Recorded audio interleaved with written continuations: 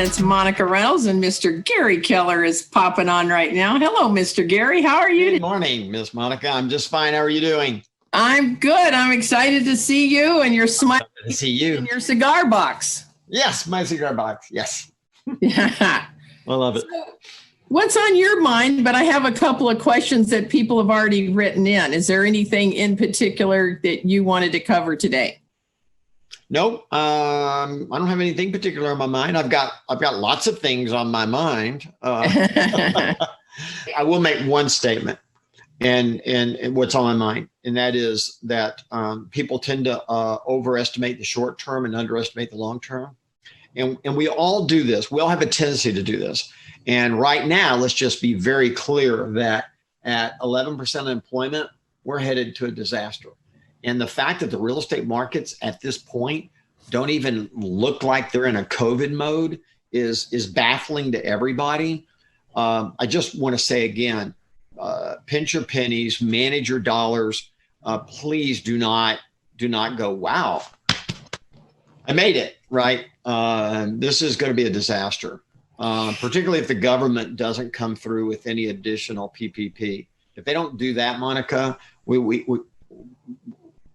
it's going to be devastating. It's going to be horrible. So we just haven't seen it yet. It's not showing up because of the $3 trillion that was put into the economy. And if they now decide that they just can't figure out how to do that, and everybody is just left to live with reality, it's going to the second half of this year is going to look very different than the first half. It really is. But even then, the reality of the recession is going to take hold at some point. That's a whole other conversation. I just want to say again, be very, very careful. People have done the same thing with the technology we're building, and that is they saw the vision, they bought in, and then they immediately expected us to be geniuses and deliver overnight. But the reality is we are getting there. We are going to get there. So don't play the game of getting the vision and then mistakenly believing that happens overnight. It will happen though. Well, that was that was the first question. The next 5 months, stimulus, no stimulus, real estate supposedly down 30%. This particular agent in Houston is having a bang up year, just deal after deal. And he's going, why are we having such a great real estate economy with all this going on? Yeah, well, it's because again, that 30% of the market dropped off, but 30% of the agents went to the couch. So the reality is the general brokerage, the right is not having that.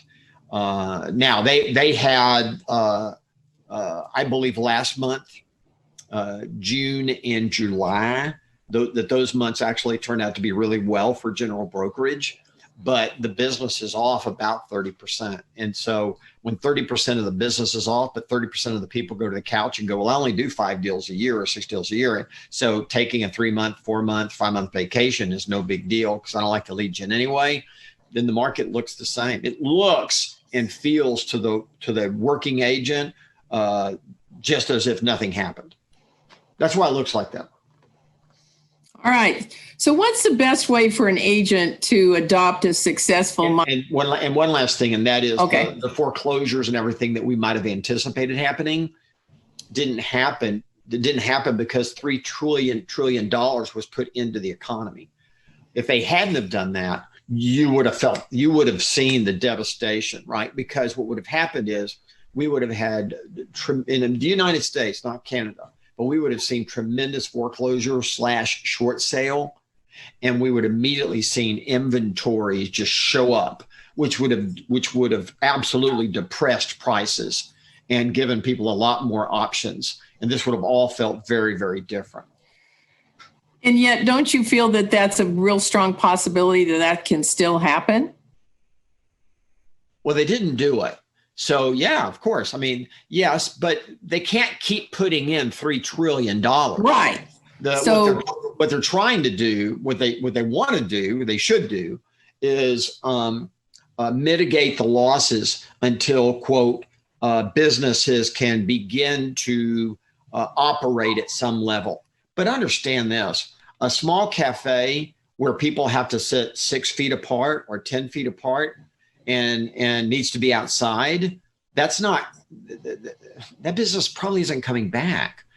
They may have already run out of money because they never got any of the PP, money, right?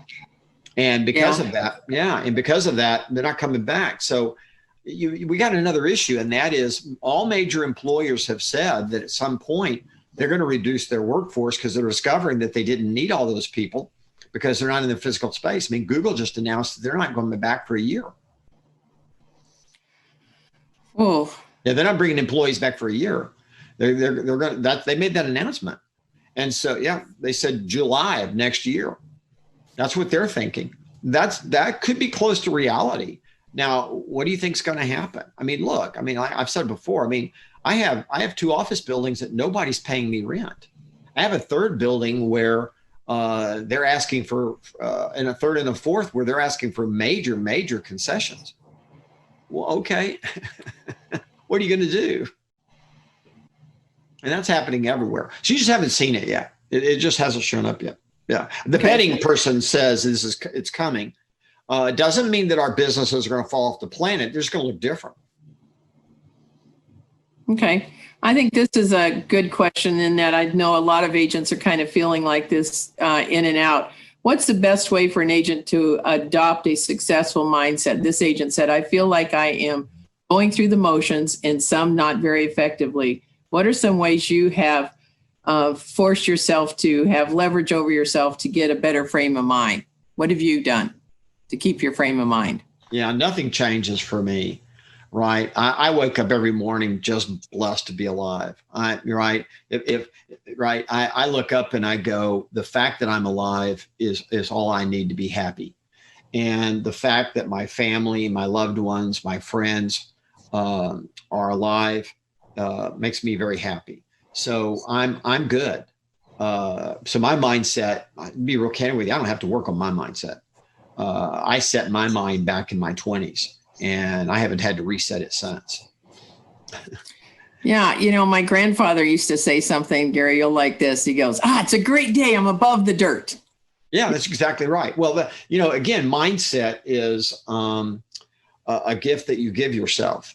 And the question is let's go through the checklist, right? Number one, how do you feel about yourself? Well, you shouldn't give life permission in any way to make you feel bad about yourself. So this is a gift you have to work on, but you're okay and you should feel good. If you don't feel good about yourself, go find a psychologist and talk about it. I did. I mean, I've done that twice in my life. And mine wasn't about me feeling bad about myself, but I'd gone through some tough times and I needed someone to talk it through a little bit. But in terms of setting your mind, however, your mind should be focused on your goals. So if your mind isn't set, it means you don't have clarity on what your goals should be. And then that's kind of my attitude, right? If I have goals in front of me, my mind is set. Now, at the same time, right, they're set. Then I just create a plan. I say, I'm going to execute the plan. I take it to my calendar. I time block for that. And then I execute that. If I live my calendar, I'm succeeding because my calendar is a reflection of how I view my time in order to hit the goals that I've established for myself, right? And then the last issue just becomes balancing. And that is, right now, it's really hard. And the reason is because Zoom makes us so accessible. Before, it was phone calls and meetings and getting on planes or driving in cars. Now it's, I'll send you a link. Let's do this. And so, my schedule, I'm averaging probably around 12 appointments a day. And that's a light day for me. Okay. Yeah. But I still have a cutoff, right? I still have a cutoff. And then I still have the things that I enjoy outside of work that I make sure that I don't get rid of. Yeah. And I think too, when anybody asks me about mindset, I said, it's a choice, and I that when you have a positive mindset, that it permeates throughout your office, through everyone that you're talking to. And no one wants to hang out with Debbie Downer or Doug the Depressed, Well, here's the thing. Here's the thing that struck me in my 20s when I went through a really, really tough times. And that is,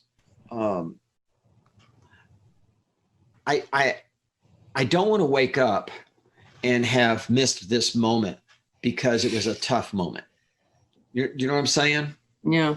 Yeah. I don't want to look up I've written about this, and that is you sit there and say, man, this is so tough.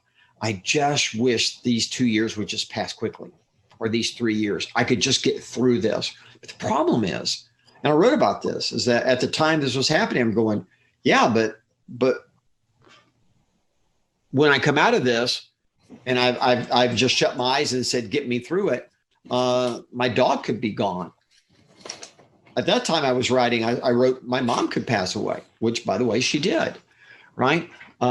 Right. All kind of things could happen that I just missed because I went, man, this is such a tough time over here that I've decided that I just want to fast forward through this period. Can I just fast forward through the tough spots? And my aha to that was, don't do that, because you'll fast forward through all the good stuff, right? Let's say that you just had kids, or you have kids and they're 14 years old, or 14 and 10, and you're having a tough time at work or whatever else is going on, and you just want to fast forward through that. You do realize that you'll fast forward right from 14 to 17, or 14 to 16, or 14 to 18, or 10 to 12, right? Oh, by the way, it may be that 14-year-old and how they're behaving that wants you to fast forward to college quick, right? And I promise you that you'll later look up and you'll have bartered, a couple of years of your life away and given up so much good stuff that you can't get back. So you can't do that. You have to stay right where you are, and you have to take it. You don't want to fast forward anything. That is taking off, all the great things and good things of your life in order just to get through the bad thing. But here's the thing is, if you're alive and the people that you love and care about still have breath in them, life's good. And you shouldn't have any more requirement for happiness than that. Yeah, we say in coaching too that there's a real powerful thing you can do, especially in these times which are so nutty, is to have a gratitude book. Write down 3 or 4 things that you were grateful today. Yeah. That, Gary, you had a really fun time playing with Millie. You had a great dinner with your wife. It can be those simple things that you just go, wow, that was really pleasant. That was nice. Oh yeah. Have to say that every day is a positive day for us because we learn something, we help somebody, we move forward. And like my grandfather used to say, we're above the dirt. We have opportunities if you're above the dirt. And here's the challenge is, the challenge like in times like this is you can end up having like the trifecta. I mean, you can end up, and we have one, right? We have a health crisis, we have an economic crisis, and we have a civil unrest crisis. Now you take those 3 things, and then all of a sudden you yourself actually get sick, or someone you love gets sick, right? In my case, a very, very dear friend gets sick. And at the same time, our dog, you mentioned Millie, she got really sick. And we were hoping she would make it. She did, by the way. She did, and she's really good. I'll bring her in and show you real quick. She's good. She's back. She's getting back. But that all of a sudden you just go, oh my gosh, right? Or you actually go out to your car and it won't start because you haven't driven it in a week. Or you get in your car and you hit a tree by accident or whatever, right? All it takes, or you stub your toe, or you break an arm, or, you know what I'm saying? I mean, right now I'm going through the weirdest thing with my hands, and I have no idea what's causing it, Monica, but I can't play the guitar. No, that's terrible. Yeah, it's horrible. I haven't played it in 2 months, and it's not getting better. And I don't know what my problem is, but it's with that finger.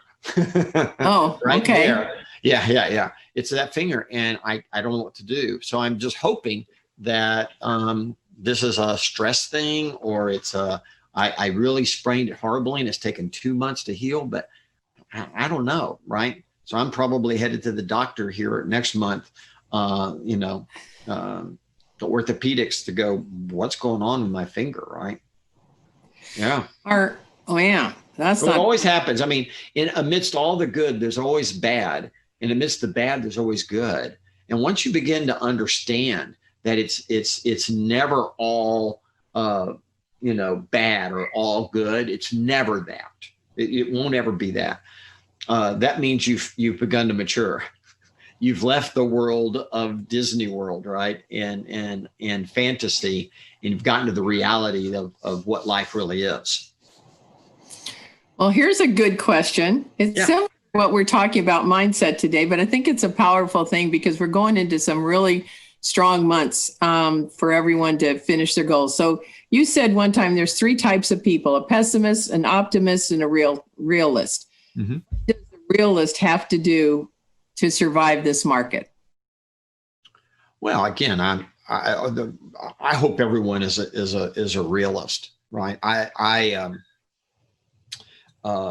Jay and I were writing The One Thing, we read a book about time, and it talked about 3 time zones that we live in: the past, present, and future.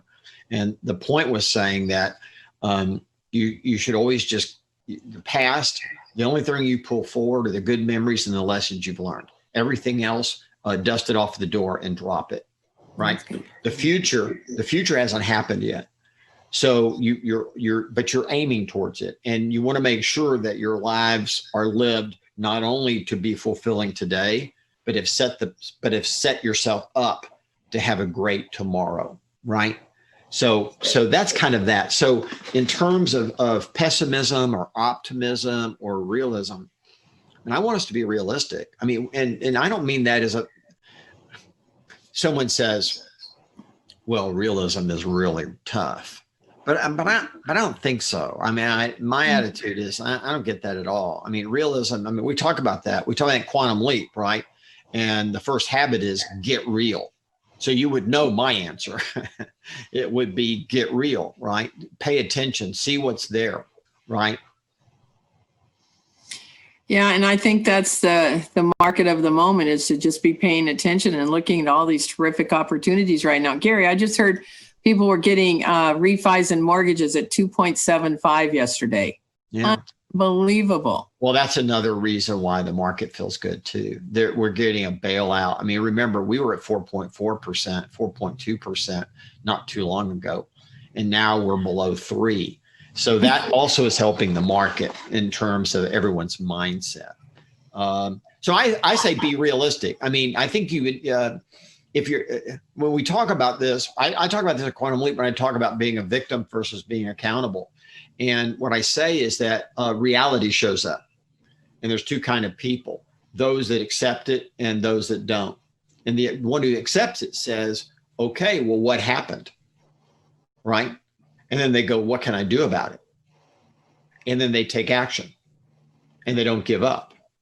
And that's the person that gets ahead. That's the person that moves on. That's the person who gets out of the hole. That's the person who walks out of the fire. That's that person. The other person looks at reality happens and they deny it. They deflect it.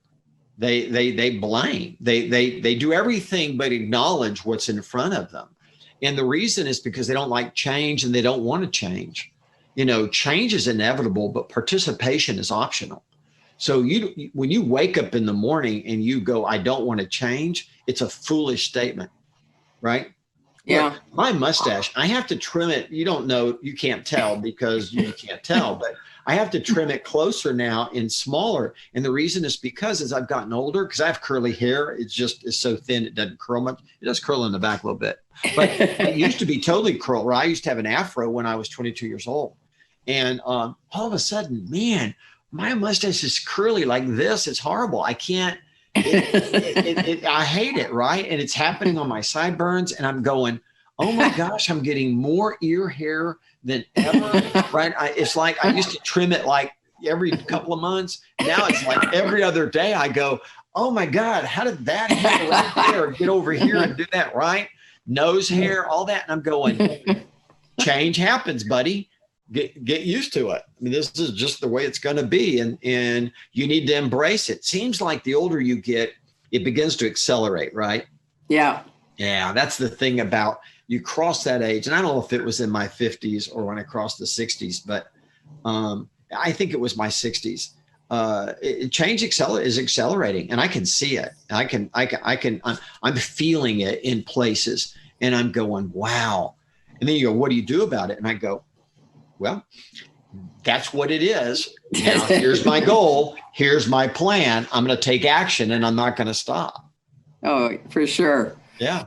So Gary, let me ask this one last thing, and I know I'm watching your time for you. Can Still I good. ask you to share? I heard that you went into the office to check the stage that's being built for Mega Camp. I did. I went in. I work. I go in the office on Mondays. In fact, I'm fixing to go in a little while. So I go in the office a couple of days a week and work from there. So I was there Monday, and I went in and jumped around on the stage. But we have two stages for Mega Camp. One is the in-studio stage, where all the pre-recorded stuff is going to be done, so we can make sure, because Zoom is unreliable, connections are unreliable. So some of the stuff will be pre-recorded to make sure that it's a great experience for everybody. And then we'll go on. We're actually filming this year live at the Moody Theater, where it's the home of Austin City Limits Wow. TV show. That's very cool. Yeah, so we're gonna do a quick, probably 10 or 15-minute tour of the Moody Theater. I'm gonna get the guy that oversees Austin City Limits, and we're gonna do probably a quick tour of that, the Willie Nelson statue, and all the cool. We'll go backstage and all that for about 10 or 15 minutes, but it'll be cool. So that's a big place. The Moody Theater is a really cool downtown music venue. Yeah, I know that you get everybody at MAPS and everyone at KWRI is working really hard to make that a great event. So we are. What we're asking ourselves is, what can we tell you don't know? That's kind of the theme. Is what can we tell you that you maybe don't know, or what can we tell you that you need to know more of, right? Because the two things we like is something I didn't know that I need to know, or something that I thought I knew or I believe is right, and you just affirmed for me. That's great. That's an awesome format. Okay. Yeah. Go ahead. We're still good. I got another minute. Ask me another one. Oh, okay. Let me get to that. I got another question here. Okay. It's the hardest one. Okay, well, this one's kind of a strange one, but I think it's interesting. What is the future of real estate teams and rainmaker teams and expansion as the future of us as our client? It's changed into the virtual world. Is there going to be any big changes there because it's virtual?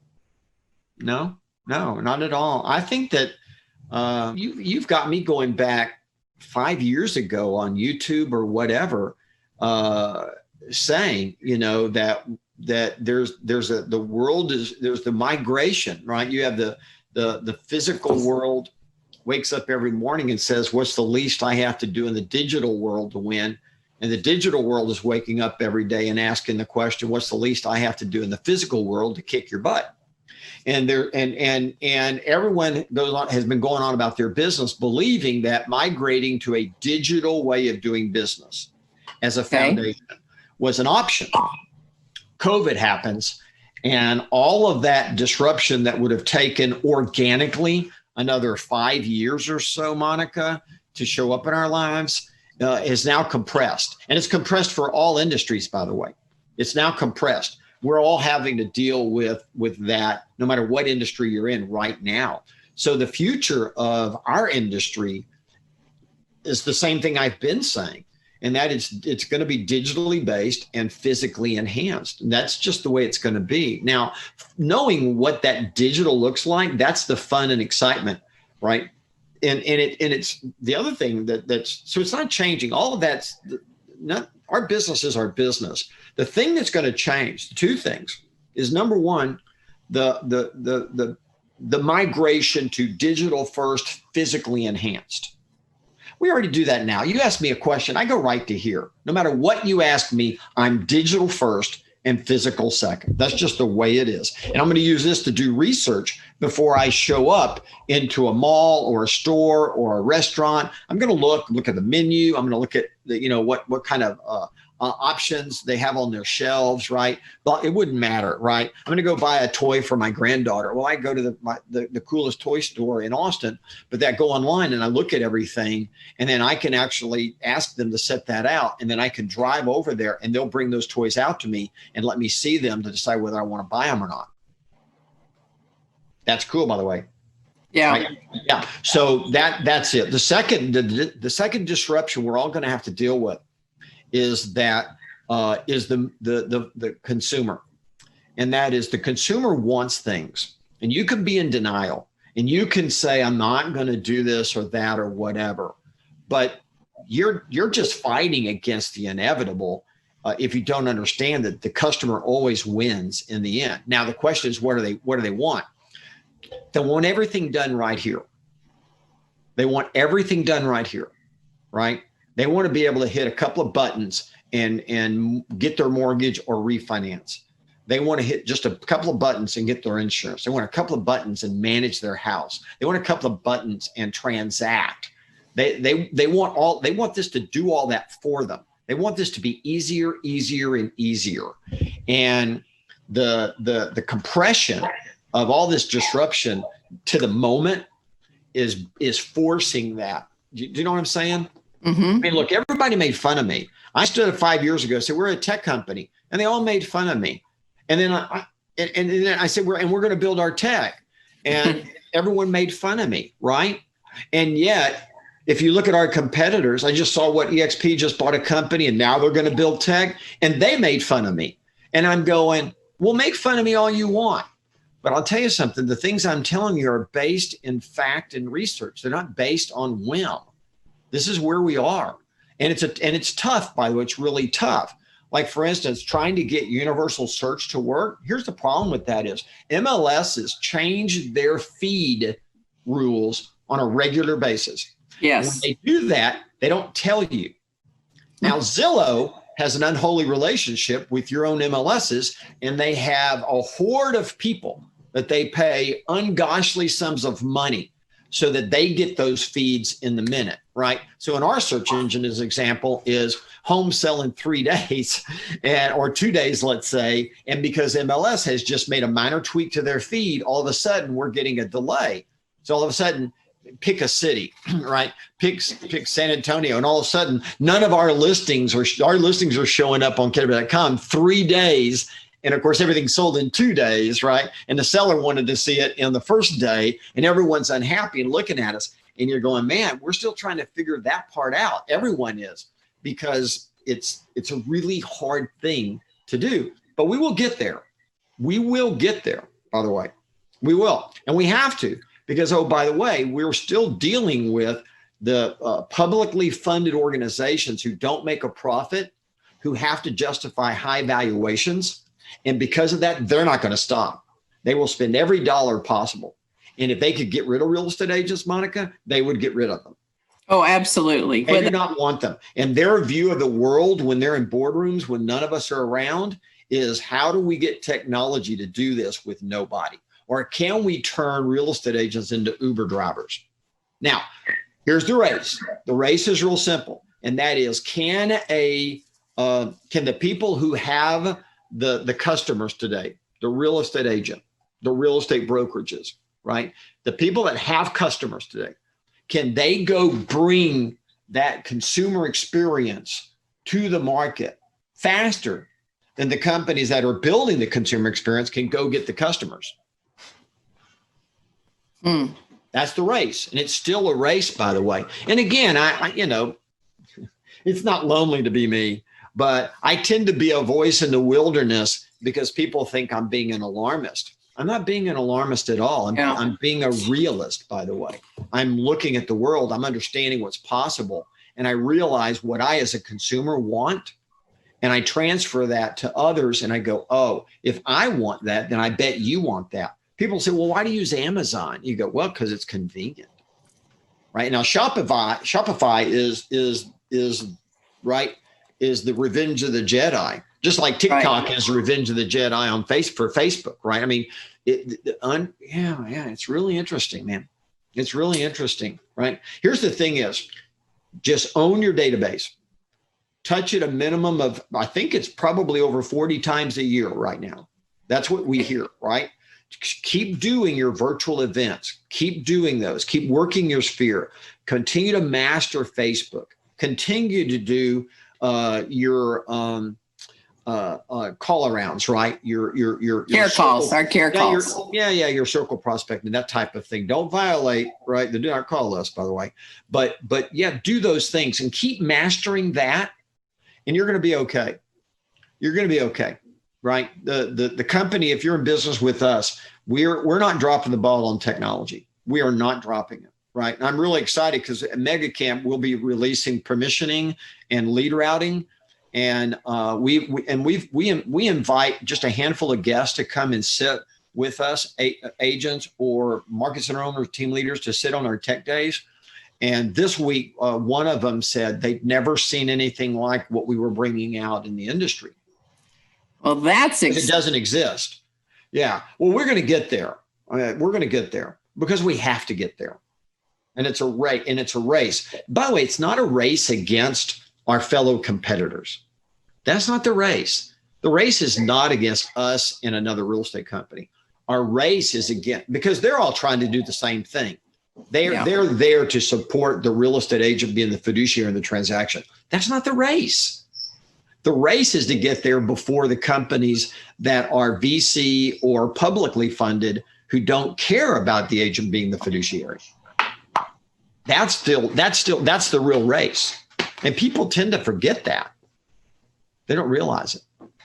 All right. Is our time up? We got to go. You got a hard stop as well. Yeah, but I just want to say thank you, Gary. You know, we all appreciate your passion and what you do, and you've made this, and I know you're the keeper of this great real estate company that's the biggest, baddest one out there. And so I just have the biggest boot on everybody's butt.